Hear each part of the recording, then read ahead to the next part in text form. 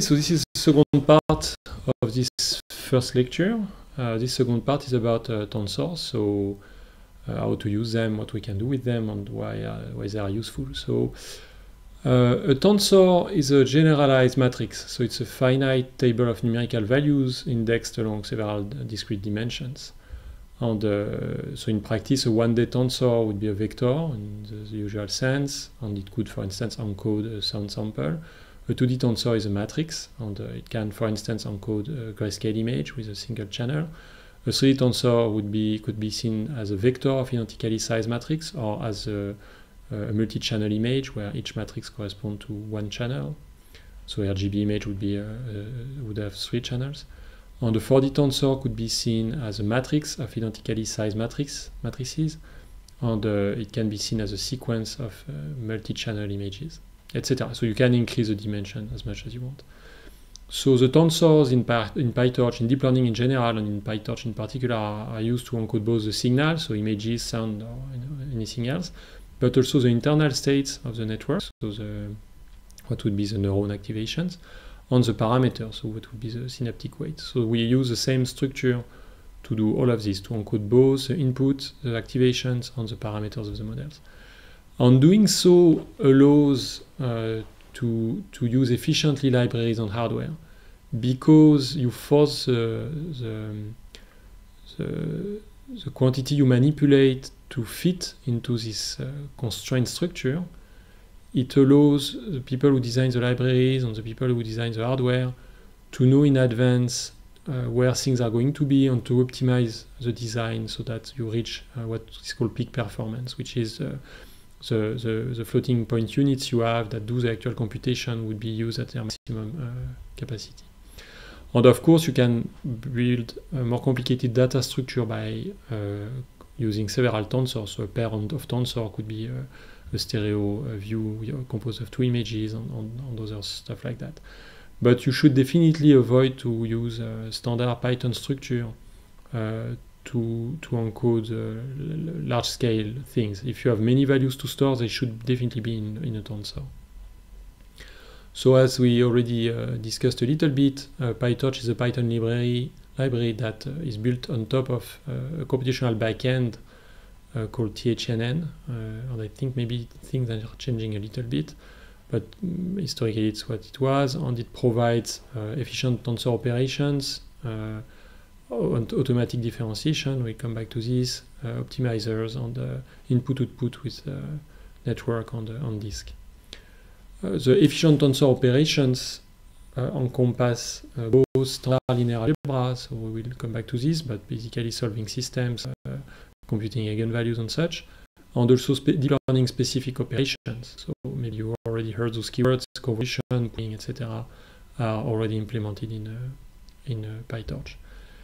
And the key specificity of PyTorch is the central role of AutoGrad that I already described a little bit, and again we'll come back to this. So a simple example would be as follows. So for instance, we can first import from Torch the type tensor. So now we can use torch.tensor directly as tensor. We can then create a tensor of size 5, so this guy.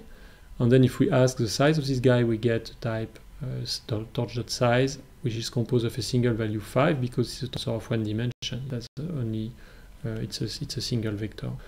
And then we can fill it with a value. So x.fill underscore followed by a value is going to fill all the 5 entries in this tensor with the same value.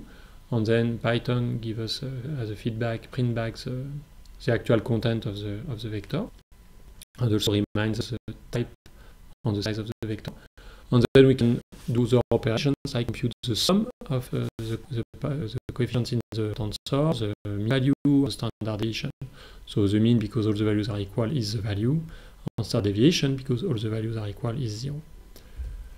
The default tensor type is torch.tensor, and it's an alias by default of torch.float tensor, but there are other types with greater or lesser precision, and either on CPU and GPUs. Again, we will come back to this. And you can set the default tensor type with torch.setDefault tensor type. Point of syntax, operations which are suffixed with an underscore, like fill, are in-place operation, which means that when you execute them, they actually change the tensor they are applied to. Other operations keep the tensor they are applied to unchanged. They just return results. So an important type of operations when you manipulate tensor is narrowing, or more generally, to extract a subset of the coefficients of a tensor and to manipulate them as a tensor, as a full tensor. So here what we do is to define a tensor of 4 rows and 5 columns, so it's a matrix, we fill it with zeros. And then what we can do is to narrow. So here it means we narrow over the index 1, which is the second index because it's the numbering start at 0. So index 0 would be the row, index 1 is the column. And then we say I want to narrow the column from column number 2. So again, it starts at 0. So this would be the third column. Column 2 is the third column. And I want to narrow over 2 columns. So this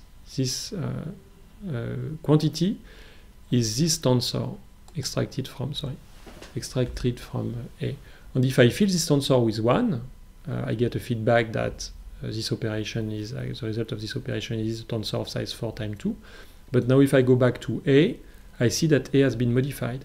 So this is a very important thing. When I do narrow and other type of operation of the same style, they actually return a tensor, but these tensors share values and share, well, we will see this later, an underlying storage, so a bunch of values with the original one. So when you manipulate this narrowing, this result of narrow, you actually change the original tensor. PyTorch also provides interfacing to standard linear operations, such as solving linear systems or computing eigen decomposition. So here, we first built a tensor, a vector of 3 dimensions that we fill with a random value following a normal density. And then we build a matrix of 3 rows, 3 columns that we also fill with a normal density. And here what we do is to solve the system. So we are computing the vector such that if you multiply it by m, you get y. You get as close as possible to y. And so q is going to be this vector. So q is such that by calling this solving method, it's actually computing q such that q times m is as close as m times q, sorry, is as close as possible to y. And if you could do this, so if now I call torch.mm, which is a matrix multiplication, I multiply m by q, I get back the value of y. So indeed, so I create a random vector, create a random matrix, and compute the inverse of solve the system mq equal y, or mq minus y minimized. Okay, so now that we have all this, we can look at an actual example, which brings us close to machine learning, which is linear regression. So given a list of points, pairs of real values, can we find the best line, so an affine function, f of x equal ax plus b, that goes through the points, between quotation marks, so which means that would approximate as much as possible the structure of the points in the plan, which means a very standard way of formalizing, of expressing going through the points would be to minimize mean square error, which is that if I sum over all my pairs, the value that f takes at this x, I want it to be as close as y. So the value of it should be xn here, f of xn ab minus yn is minimized in a quadratic error. And such a model would allow us to predict the x associated to a new y, the y associated to a new x simply by calculating f of xab. So now let's take an example. I got this data set from the web, so it plots its systolic blood pressure versus the age. So each pair is composed of the age of somebody and it's his or her systolic blood pressure. If we plot this in the plan, we get this scatter plot, which is for each pair you have an age on the blood pressure. And we see that indeed this increases with time. You get older, you get more blood pressure. This guy probably has some issues and problems. But what we can do now is to solve the problem. So what I get in my file is this thing, so pairs of x and y's, And what I want to solve is to find the parameters of a affine function, so A and B, such that when I multiply this matrix by this vector, I get as close as possible to this thing, which makes sense because it would be ax1 plus b as close as possible to y1, ax2 plus b as close as possible to y2, etc. So now if I translate this into PyTorch Python, I first import both torch on NumPy. I'm going to use NumPy, which is another very standard library to manipulate, to do mathematical operations and manipulate tensors in Python. I'm going to use it to load the dataset. So here is what I do. I first call numpy.load txt, so I get my file. And then I convert this NumPy tensor into a PyTorch tensor, and I convert it into float. So now, when I execute this line, I have now this in the variable data. I can first compute get NB, which is the number of people in the set, which is the number of rows of data. Then I can extract Y and X and Y like here. So I'm going to build a matrix X, which is composed of pair X and 1. So I'm doing it here. X equal a tensor of NB rows, 2 columns, and Y is a tensor of NB row, 1 column. And just fill the first column of X with the first column of data. I fill the second column of X with 1. This is a standard NumPy syntax. It means all the values for the first coordinate and only 0 for the second coordinate. Here it's all the values for the first. So it extracts the... It's exactly like narrow. It extracts the column. And then I fill the first column of Y with the second column of data. So I really fill X and Y to get exactly this situation. And now I just solve my problem. So I just solve alpha, this guy, such that X times alpha is as close as possible to Y. And I get my alpha. Now I say that AB, the two parameters of my functional, my f, are the first and second coefficient of alpha. And now if I plot the corresponding line, this is what I get. So this is linear regression. It's we looked at what is the best linear approximation of a bunch of points. And now it's like the simplest version of machine learning, because now if you tell me, oh, I'm 50 years old, I can say, okay, your systolic blood pressure must be around like 140. Of course, we also make clear that machine learning has its limits. So, of course, maybe you're this guy, and maybe you're a super healthy guy, or this guy, but in the end, I can still make better than not taking X as the age into account. So now tensors also, of course, go far beyond just manipulating pairs of numbers. So they allow to manipulate extremely complicated signals. For this, first we have multiple types of tensors. So we can play with the precision of tensors. We have the default one, 32 bits precision. So I won't go into detail, but most of the time this is the ones we're going to use. But you can go a bit more accurate. You can use a type of 64 bits, which takes twice the memory and goes far more slowly on the GPU, because they use special floating point units that are not so frequent and so in such a large number as normal precision ones. But sometimes you are going to need it, so know that you can have tensors with double precision. You have also tensors in byte precision, which is 8 bits per int, typically to encode images. You will have 1 byte per 3 bytes per pixel, corresponding to RGB. But you also have long tensors with 64 bits per coefficient. And we will come back to this, but all those tensors have their equivalent in CUDA type, which means that they are located in the GPU memory. We won't say much more now, but I introduce this because you may meet this and be confused. For now, we'll work mostly with the CPU, but the general semantic, the general way of using GPUs on PyTorch is simply to manipulate tensors which are of a type corresponding to a GPU type.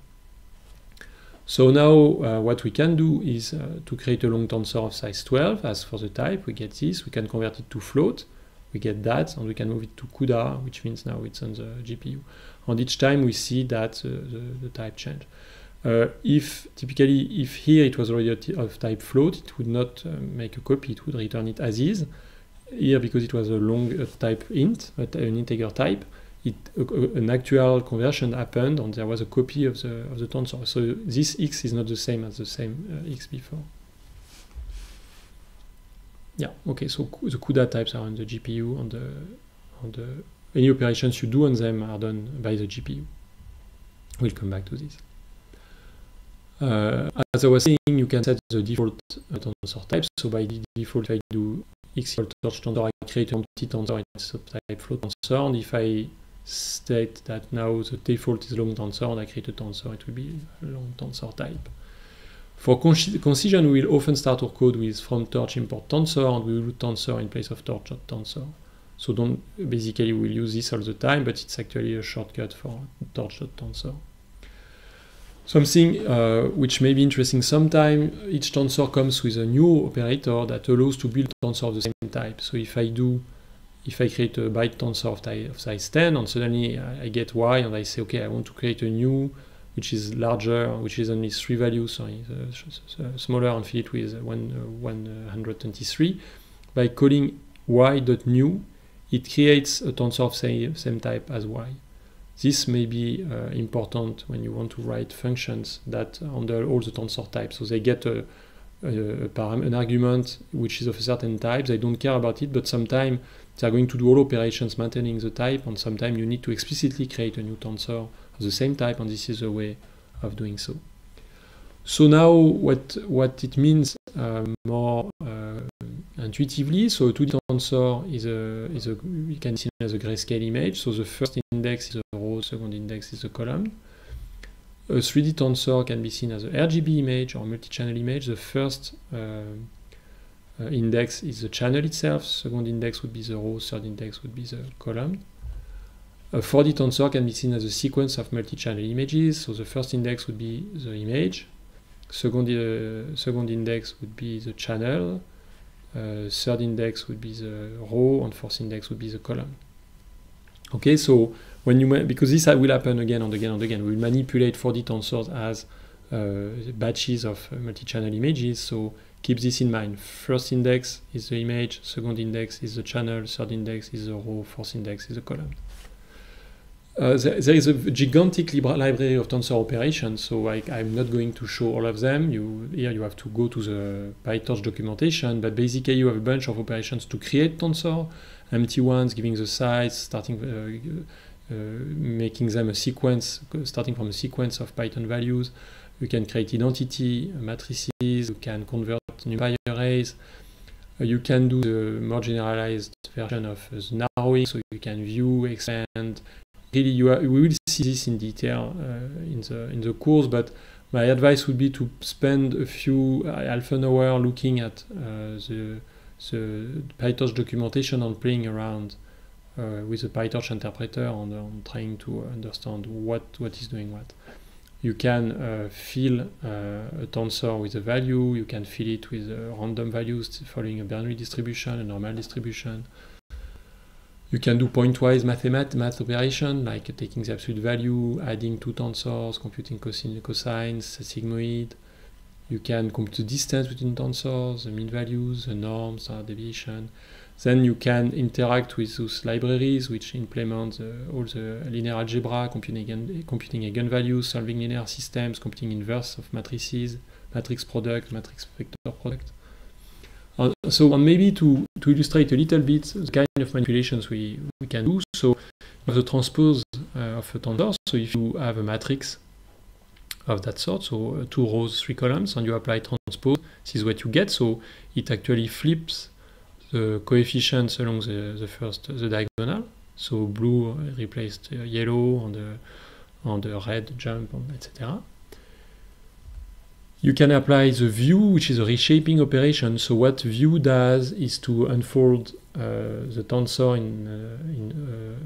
in other dimensions. So if you first you can give as many dimensions as you want, but if you specify -1, it will figure out what value to put there so that it's consistent. It keeps the number of coefficients. So, and coefficients are organized in memory row first. So it means that In memory, actually, green is followed by yellow, followed by red, followed by blue, followed by purple or pink, followed by pale blue.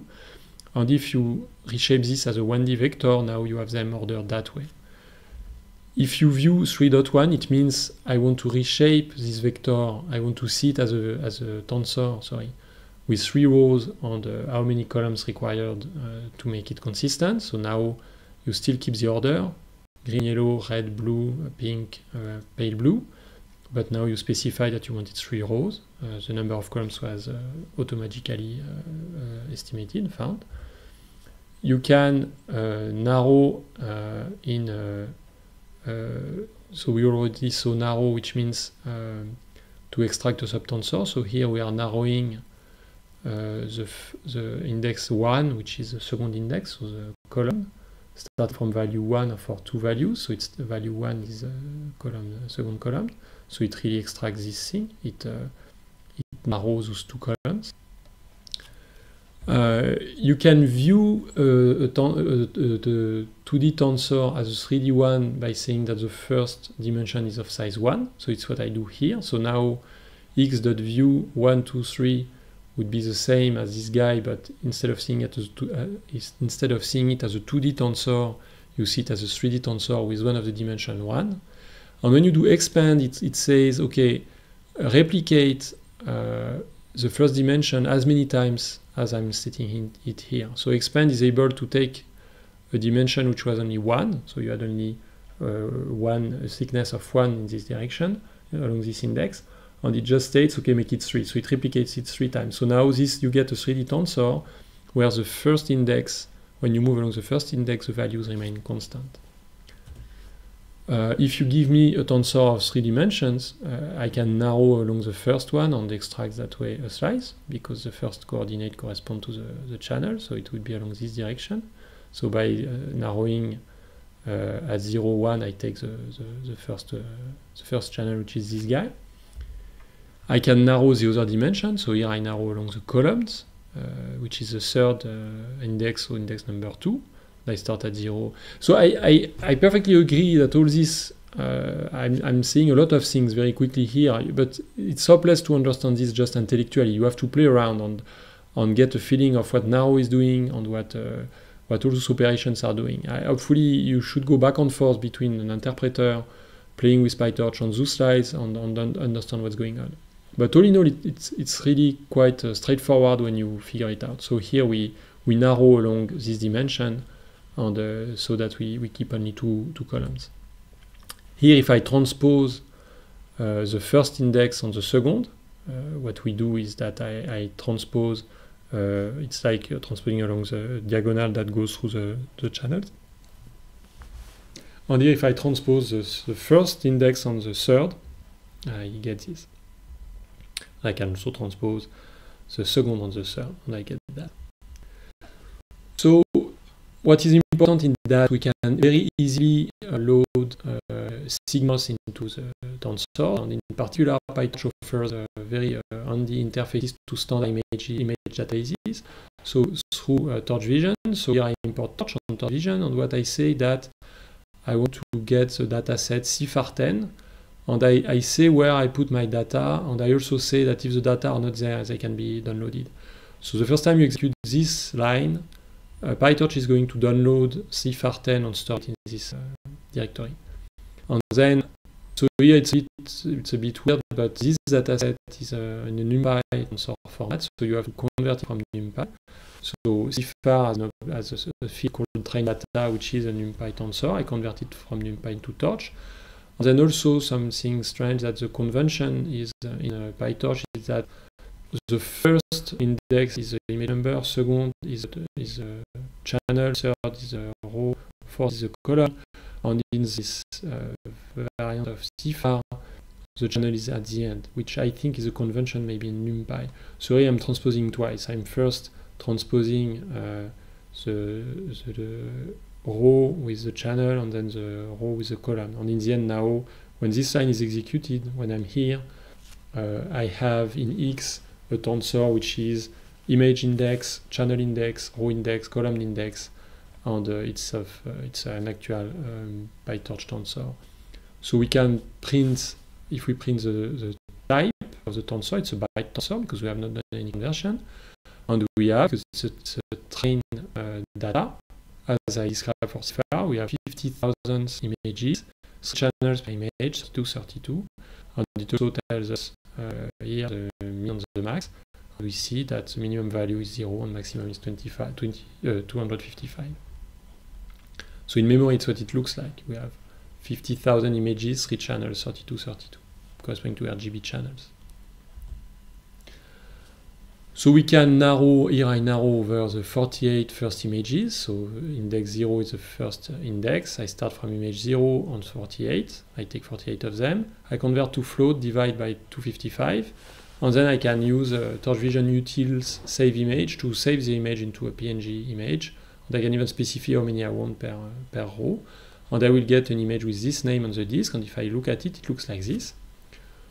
What I can do is to transpose. So if I transpose index 2 and 3, as I said, the first index is the image number, second is the channel, third is the row, fourth is the column. And so because we number from 0 the channel, this is the third and this is the fourth. So here I'm transposing X and Y. If I save the image again, this is what I get. Of course, they have been transposed. I transpose X and Y, the pixel coordinates. If I narrow over the channel 1 and 2, so I start from channel 1 and I take 2 channels, so this would be in RGB G and B, so it's blue and green. And I fill with -1, I'm killing the blue and the green in the image. If I save them, I get only the red component. Okay. So again, I apologize for the bandwidth required to listen to this voiceover, but it's something you have to play with. So my strategy was I tell you of this, you play around with the slides they hand out on the terminal, and maybe you come back to the voiceover when things are getting a bit clearer. A very important automatic behavior of PyTorch is broadcasting, so I took them from NumPy. So broadcasting is able to expand tensor size automatically to allow operation. So if you have a tensor here, I have a tensor which is a vector, so it has a single column and multiple rows. And so we see it like here, it's 4 times 1. And I have another tensor which is 1 times 5. We will come back to this, but in many situations it makes a lot of sense that you want to sum one on the other. So the typical example would be you have a bunch of vectors and you want to add the same constant vector to everybody. The semantic of, oh, I want to add the same vector to all the vectors of this tensor. So I'm looking at this tensor as a series of column vector and I want to add this guy. It's extremely intuitive and natural that you are going to add a single tensor to a vector and automatically it will be added to all the columns. And the way of doing this is called broadcasting, which is PyTorch will automatically, transparently expand along a dimension of size 1 to make it consistent with the other operator. So in that case, when I sum A and B, it automatically expands the number of columns of A by replicating the content of A, and it automatically expands the number of rows in B by replicating the first row.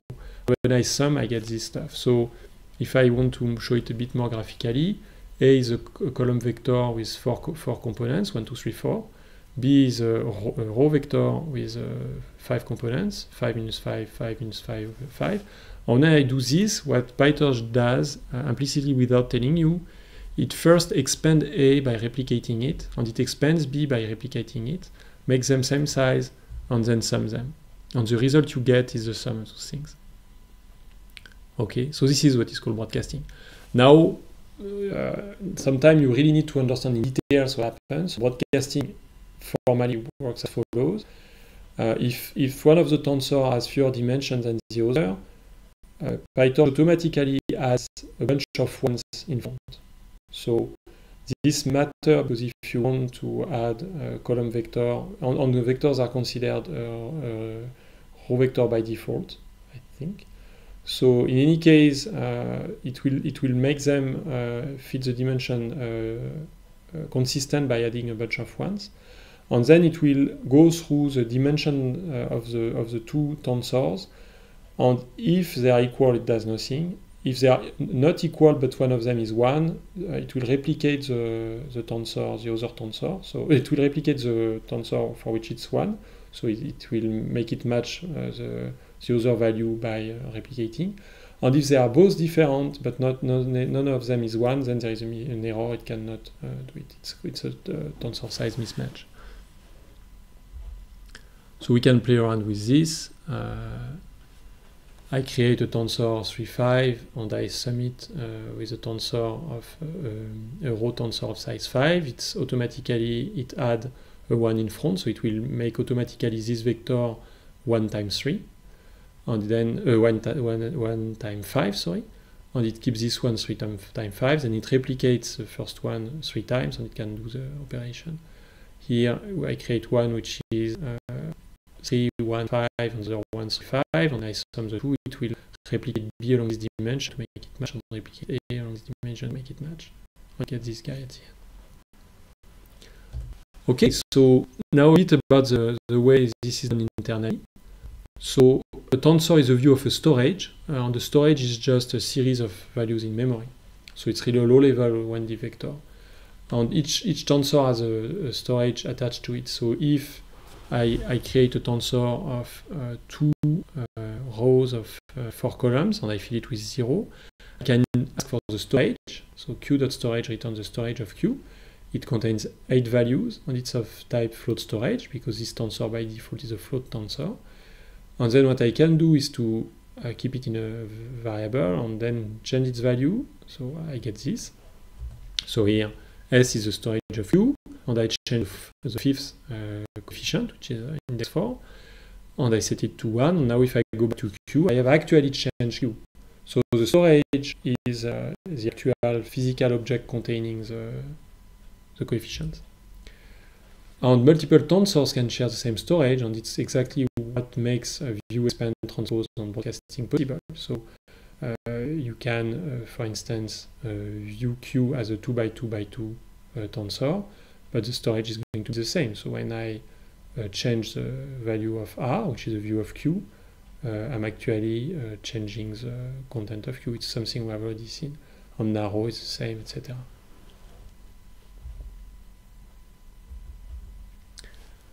And maybe now I'm pushing a little bit into details. It's not clear. You really need to go into so much details. But the first, so the way the PyTorch associates storage to tensors is that the first coefficient of the tensor is it's in the storage, start at storage offset. And when you want to increment index k by 1, you have to move by stride. So you have two things: the offset and the stride provide the correspondence between the organization in the storage, which is just a series, a contiguous series of values in memory, with the tensor, which is the view on this stuff, which can be just a sparse view. You just involve the sum of the coefficients of the storage. So if I do this, for instance, here I create a storage containing 20 values from 0 to 19, and here I create a tensor which is empty, and I specifically tells PyTorch that this tensor has for storage Q. So the operation set underscore allows to specify very precisely all those parameters of the tensor. So I'm telling the storage is Q. It starts at offset 5, which is the fifth coefficient in the storage. The size of the tensor is 3 rows and 2 columns. On the stride, it's 4 and 1, which means that to move from one row to the next, I have to move by 4 coefficients in the storage, and to move from one column to the other, I just have to move by 1. And as expected, so I have a little visual explanation. So if I look, it makes sense. I start at the fifth because the offset is fifth. If the offset was 0, I would start at 0. If the offset was 1, I would start at 1. When I move, I change column, this is the second index, the stride move by 1. When I change row, I move by 4, so I jump by 4. And the size is 3 times 2, 3 rows, 2 columns.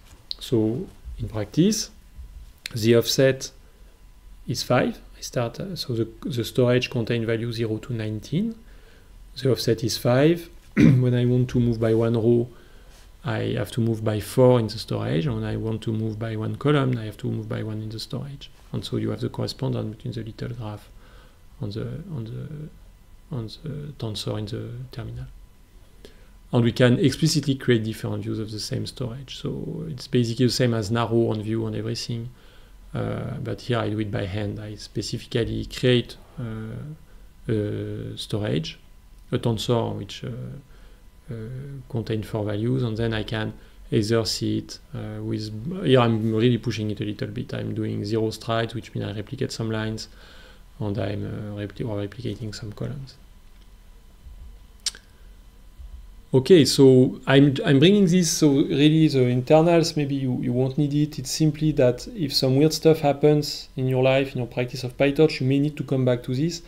And also maybe the take-home message is that with playing with strides on the storage and such, it gives us an understanding how broadcasting and all those magic operations and all those view operations can work without requiring copies.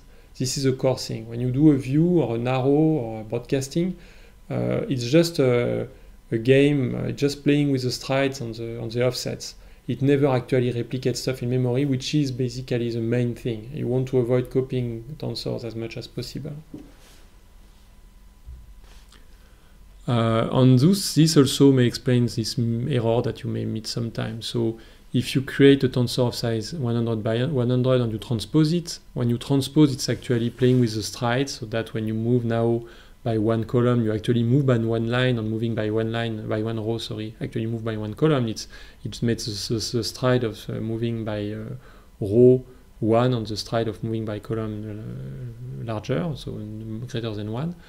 But now you cannot expand it as a 1D tensor, because Vue would expect the stuff to be contiguous, and it's not possible anymore.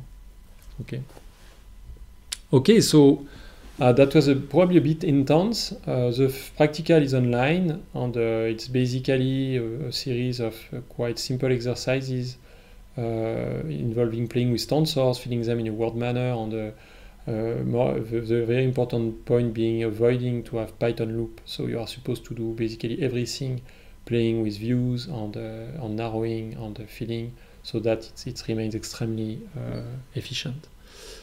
Okay, so that's it for today, and hopefully we'll continue like this in the future. Bye-bye.